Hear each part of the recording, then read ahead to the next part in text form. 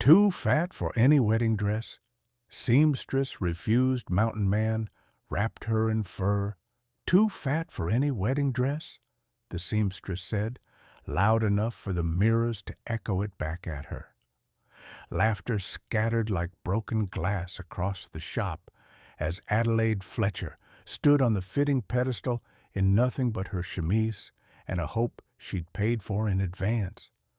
Constance Whitfield pinched a scrap of silk between two prim fingers and let it fall, as if even cloth refused to touch Addie. No bolt in this territory could tame a body like yours. Take your deposit and go. The room tilted. Pins glinted at her feet like tiny waiting teeth. Addie's throat worked around a word that would not come please or sorry or anything that might buy her 5 minutes of mercy. But the chorus of whispers swelled, a cruel hymn about appetites and shame. She fled, cheeks burning, hands clutching the useless bundle of returned coin. On Cedar Falls Main Street, wagons rattled past and church bells practiced their dignity. Her father's ledger lived behind his ribs. She saw its math in his eyes when she told him what had happened. No comfort, only columns. No daughter, only dead. "You ruin everything," he said, and the tone made the words a verdict. Harold Pemberton would not accept a bride without lace, and the lace would not accept her. The bargain of her life, a man who despised her face and the figure beneath it, was coming due.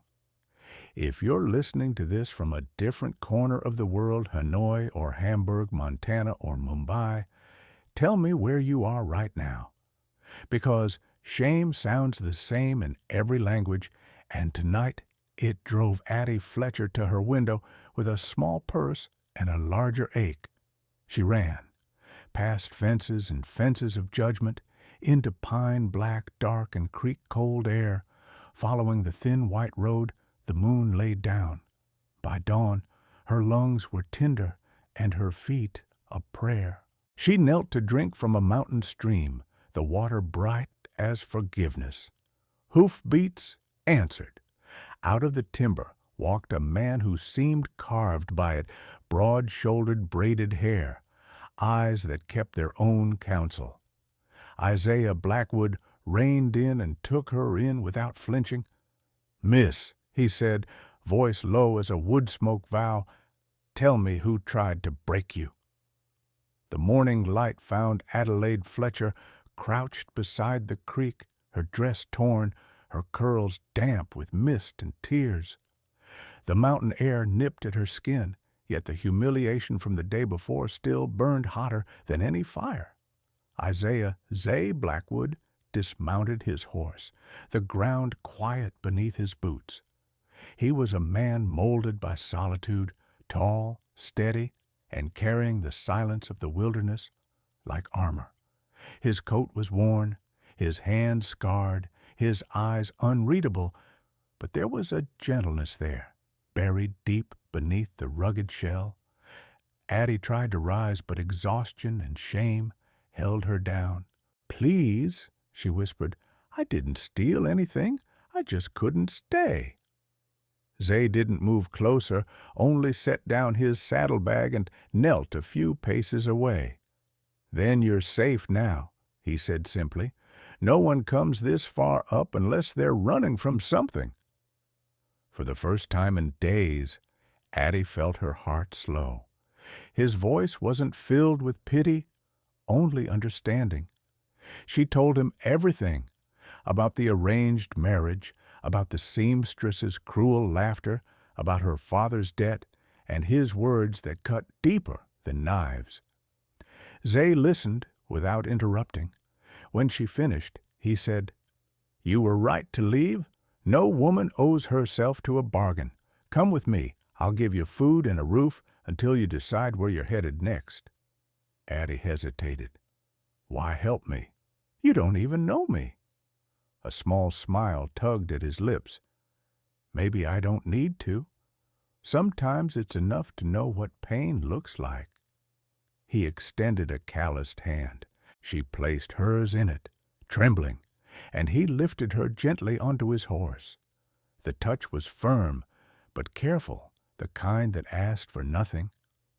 They rode in silence along the forest trail. Pines rose like green cathedrals around them. The air smelled of cedar and snowmelt.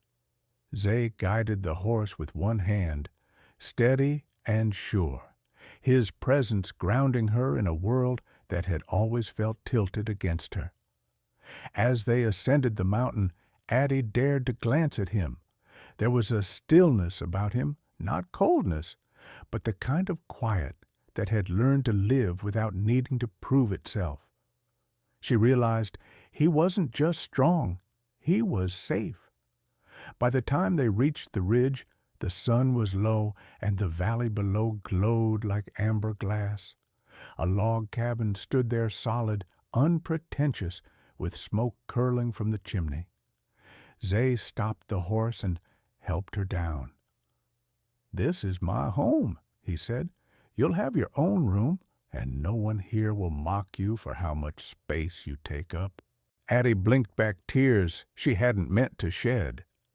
She looked at the rough-hewn cabin, at the quiet man beside her, and something in her chest, something small and cracked, began to breathe again. Inside, warmth met her like an embrace. The scent of pine wood smoke, stew on the hearth, and fur pelts draped across chairs. Zay hung his rifle by the door and nodded toward a small bedroom. "Rest," he said. "We'll talk more after you've eaten. You're safe here, Miss Fletcher. No one will find you unless you want them to." For the first time since she could remember, Addie believed it. That night, the mountain whispered through the trees, soft, steady, ancient.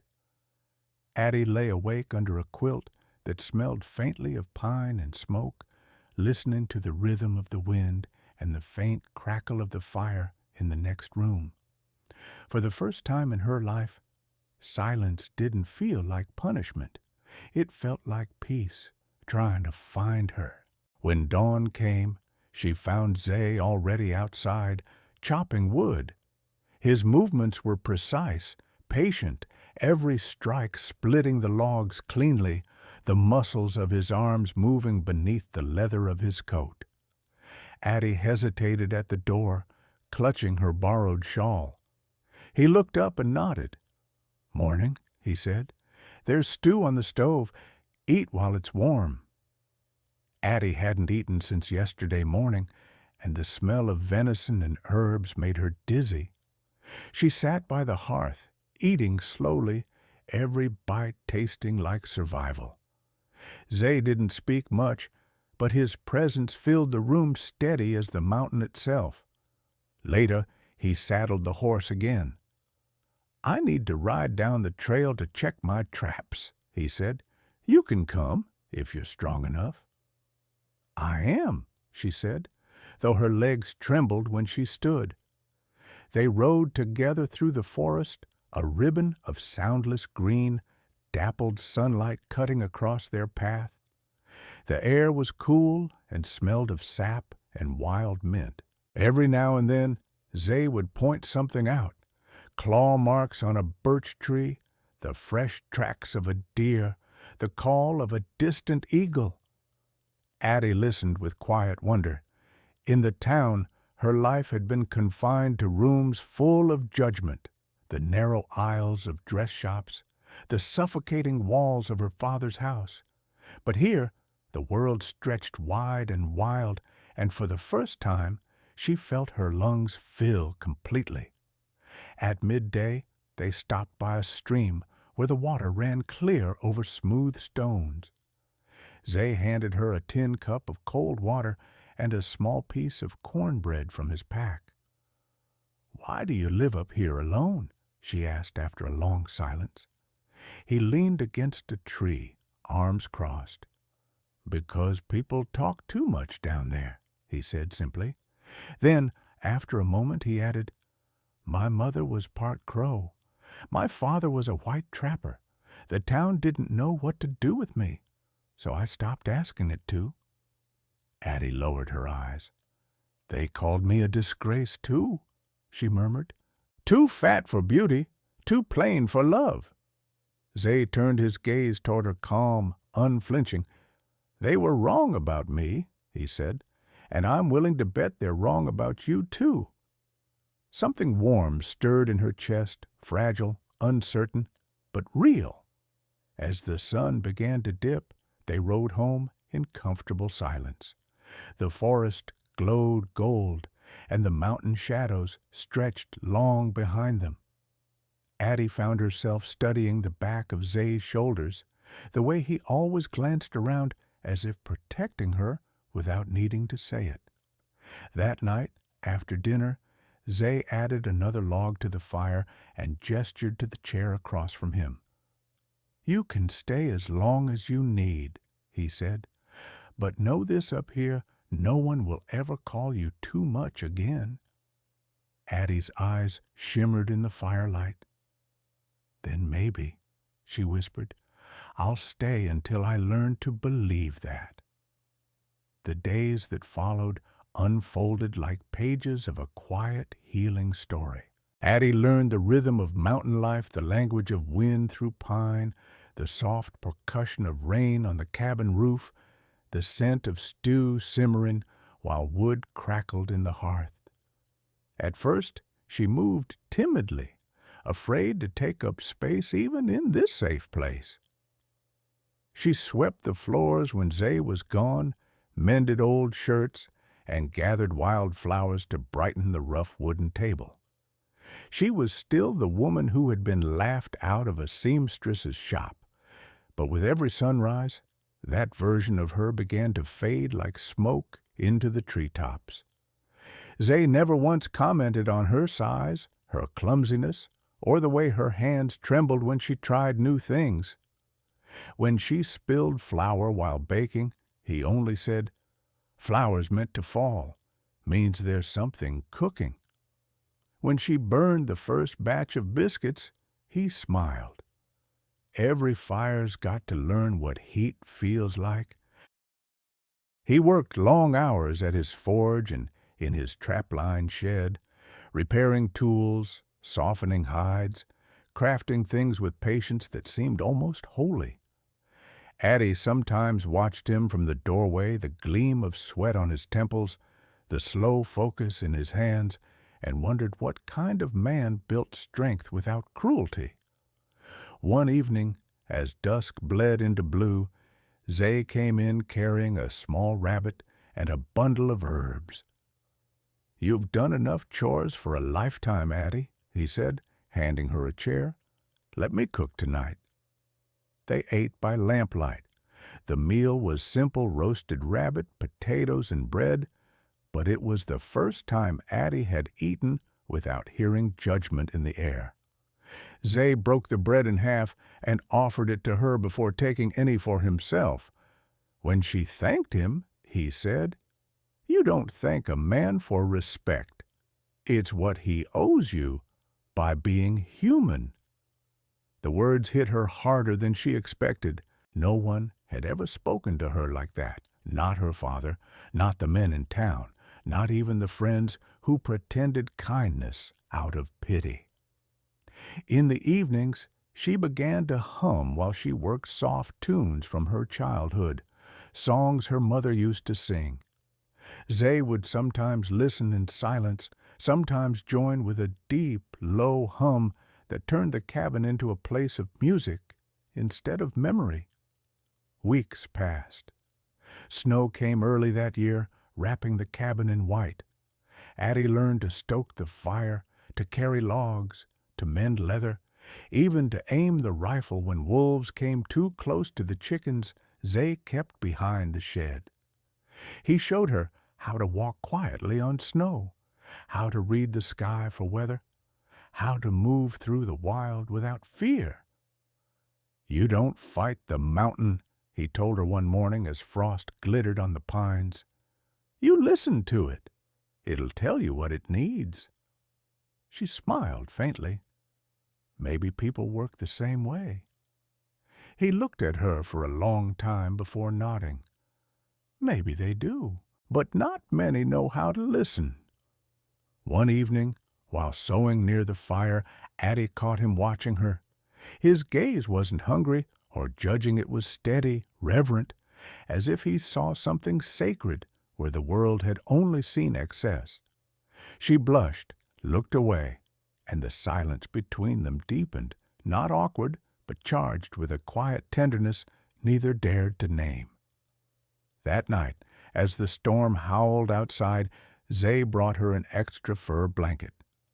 "It's cold tonight," he said softly. "I'd rather you be too warm than not enough." Addie touched the fur, thick and soft under her fingers. "You always make sure I'm warm," she whispered. Zay hesitated, eyes on the fire. "Warmth's easy to give," he said. "What's hard is knowing someone never had it before." She didn't sleep much that night. The wind pressed against the walls, but inside, the cabin was glowing with something stronger than firelight, the first spark of love that neither of them had asked for, but both had quietly been waiting all their lives to find. Winter deepened its claim on the mountain. Days shortened, nights stretched long and silver under the snow.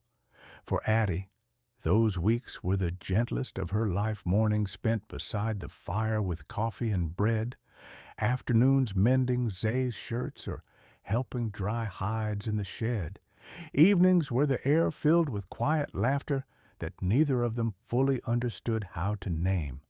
But every piece carries a shadow. It began with a rider's distant echo hooves pounding up the frozen trail one gray morning. Zay stepped out with his rifle slung across his back, eyes narrowing. Addie followed to the door, her heart tight. Through the trees came two men in heavy coats, one bearing the tin star of Cedar Falls Sheriff. Sheriff Morgan dismounted first. The other man, lean, sharp-faced, dressed like a banker, glared at Addie as if he'd already decided her guilt.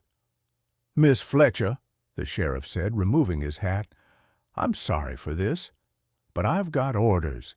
There's a complaint filed against you, theft and fraud, by the Pemberton family." Addie's knees wavered. "That's not true," she said, voice shaking. "I didn't steal anything." The other man, a Pemberton cousin, she realized, spat into the snow. "You took deposit money and ran before the wedding. That's theft in our book. You made a fool out of Harold in front of the whole town." Zay moved between them, broad shoulders forming a wall. His voice was calm, but there was a quiet steel beneath it. "You've said enough. She's not going anywhere without proof." The sheriff sighed. "There's a warrant, Zay. I can't ignore it." "Then I'm coming with her," Zay said. "If there's justice to be done, it'll be done in daylight, not by gossip." Morgan studied the trapper for a long moment, then nodded. "All right, you can escort her, but she comes with me." That night, before dawn, Addie packed what little she owned, a shawl, a ribbon, and the courage she'd found on this mountain. She looked around the cabin that had become a home, her heart breaking. "Zay," she whispered, "if they send me away—" "They won't," he said. "Not while I can speak." The next morning they rode down together.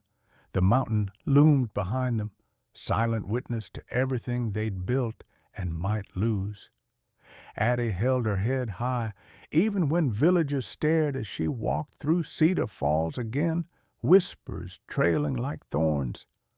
The runaway bride, the fat girl who stole her groom's money. The courthouse smelled of dust and cold wood. Harold Pemberton stood at the front, smug and polished, his mother clutching her pearls as if Addie's presence stained the air.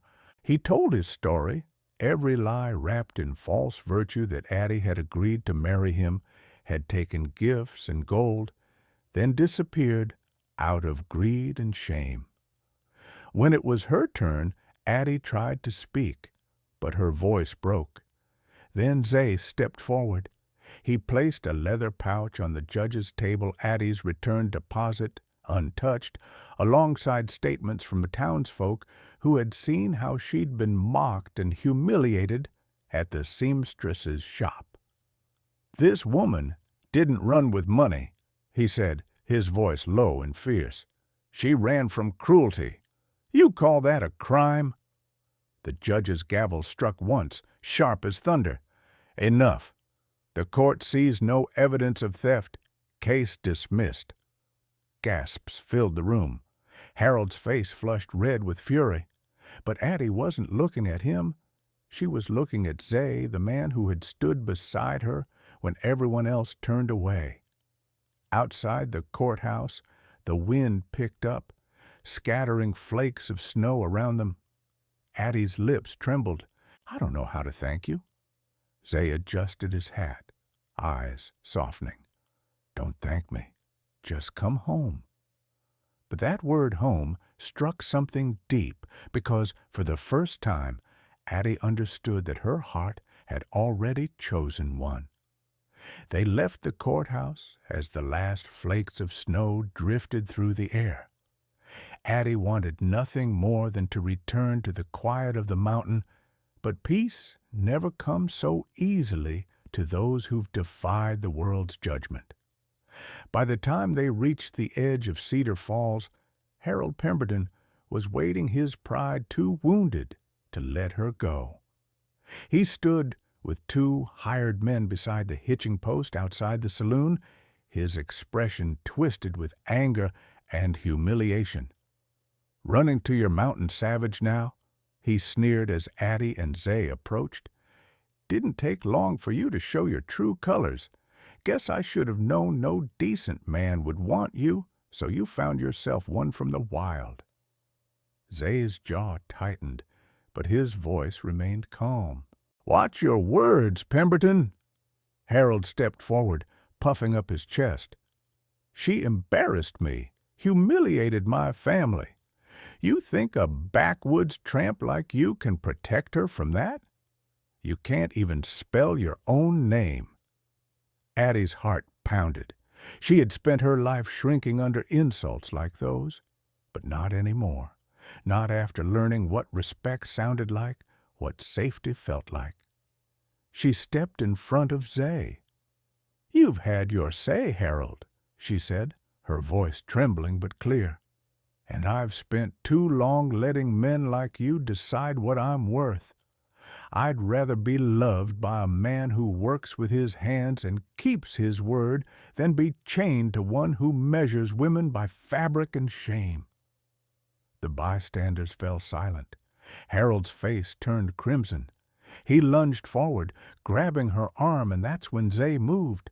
It happened fast. Zay caught Harold's wrist and twisted it away, not cruelly, but with a strength that left no doubt who held power now.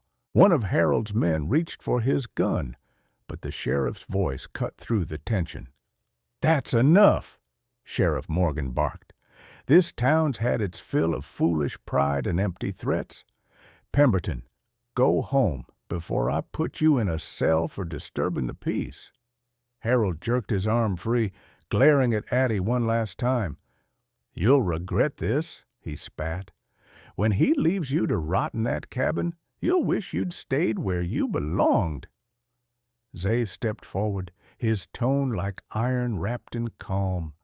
"She's exactly where she belongs, and she'll never answer to men like you again." The sheriff turned away, escorting Harold down the street. Addie stood frozen, the air heavy with everything that had just been said. Then she looked up at Zay, her protector, her mountain, her quiet salvation. "Do you mean that?" she asked softly. Zay met her gaze, and for the first time his voice broke its measured calm. Every word. Snow swirled around them, soft and silent, as if the mountain itself were blessing their stand. They rode home without speaking. When they reached the cabin, the sky was painted with the pale pink of late winter dusk. Zay dismounted and turned to her. "You're free now," he said quietly. "You can choose where to go next." Addie looked at him, her breath clouding in the cold air. "I already have." She took his hands, rough and warm from years of work. "I'm staying if you'll have me." He didn't answer with words at first. Instead, he pulled her gently into his arms, holding her as if she were something precious, something unbreakable. When he finally spoke, his voice was barely a whisper against her hair. "Then this mountain will never be lonely again." Spring thaw came quietly to the mountain. The snow melted into streams that sang through the trees. The air carried the scent of pine and earth, and the forest seemed to breathe again. For Addie, it felt like the world itself was being reborn, and so was she. She stood outside the cabin one morning, the wind lifting her hair, the sun glinting off the lake below. Behind her, Zay was working by the forge, his hammer ringing steady against iron. It was a sound she had once found harsh. Now it was the heartbeat of home. Addie turned, watching him for a moment. There was strength in every motion, yes, but more than that, there was gentleness. The same hands that could bend metal had built her shelves, carved her a chair, and made her laugh when she forgot how. She remembered the seamstress's cruel words, "No fabric in the world could fit you." And yet, somehow, here she was, perfectly fitted into a life she'd never dared to imagine. That evening, they sat together by the fire, the cabin warm and golden.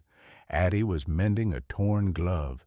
Zay was whittling a small wooden comb for her hair. Outside, the wind whispered through the trees, but inside there was only stillness.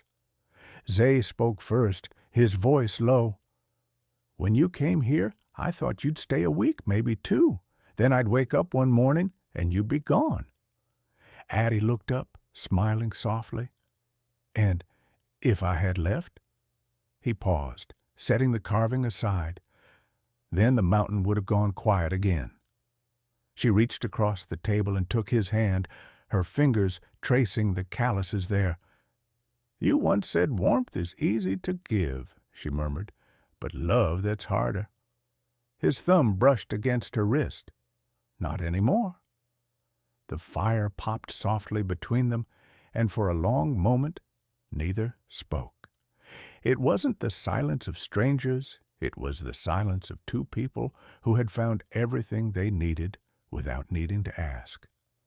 Later that night, as Addie lay beneath the heavy furs he'd made for her, she whispered, "I never thanked you for the coat." Zay, half asleep beside her, stirred.